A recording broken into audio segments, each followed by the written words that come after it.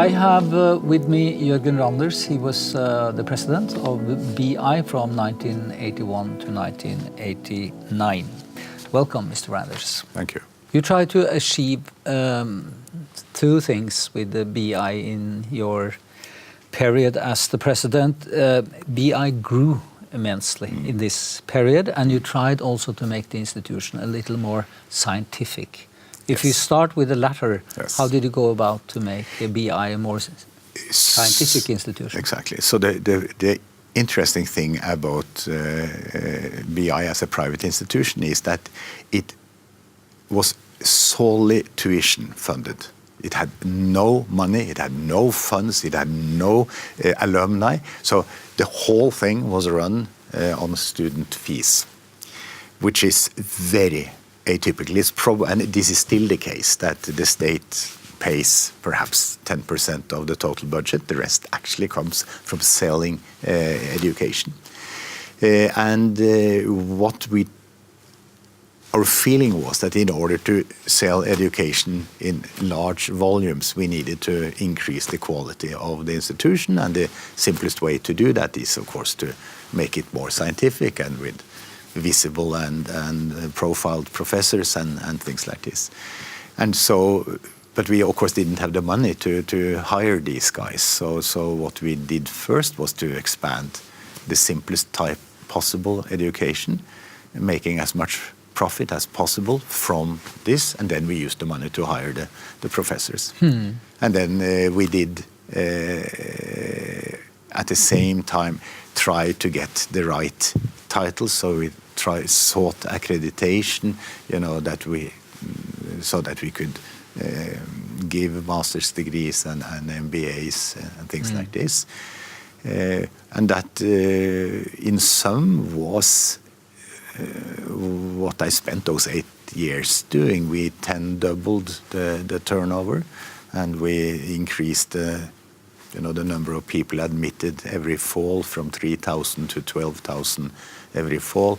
So a huge increase in activity levels, and all of the profit was of course used then to increase the scientific nature of the institution, hiring more professors and giving to some extent money so that they could do research.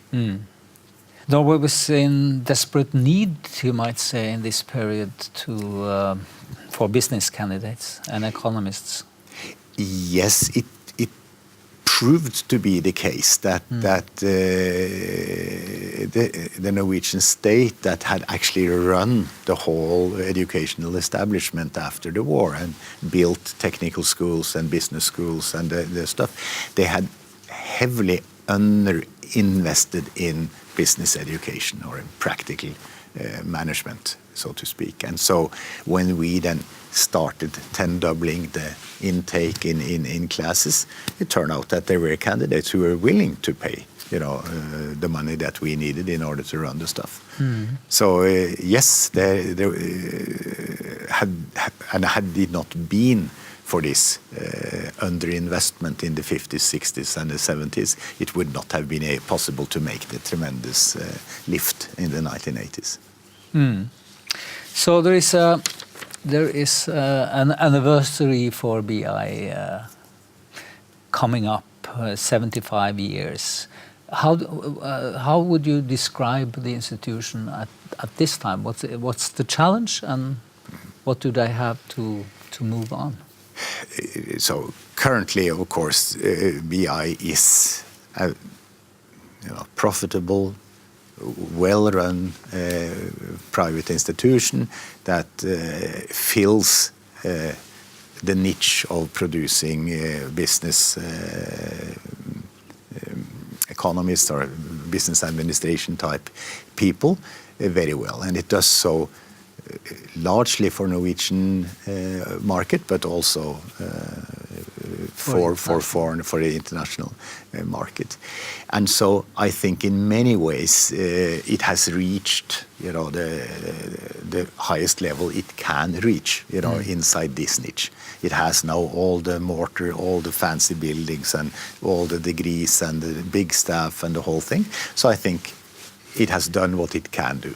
in But that. you say the focus of the education of business leaders have to shift from merely a pure market economic-based view Yes. back to or onto a more planned economy view. So how do you explain that? So when I became the president of BI in 1981, my clear ambition was to make a management school that made candidates for business and candidates for the public sector. The public sector in this country is roughly 50% of the GDP. So, educating administrators for business only does not make sense. And for the first 20 years after I came to BI, that's the direction. Then over the last 20 years, we have in many ways shifted towards business type topics, which I don't like. We have renamed the school. It's now the Norwegian Business School. I called it the Norwegian School of Management. And I think that what will happen over the next 30 years is that with the demise of the free market, we are now at the peak of free market thinking in the Western world. I'm quite sure that collective solutions will gradually emerge again, and we should swing the institution back, towards public management in addition to the, business management that we are teaching. To make a left turn of the BI to make it a little more red. That's your recommendation. That is my strongest recommendation.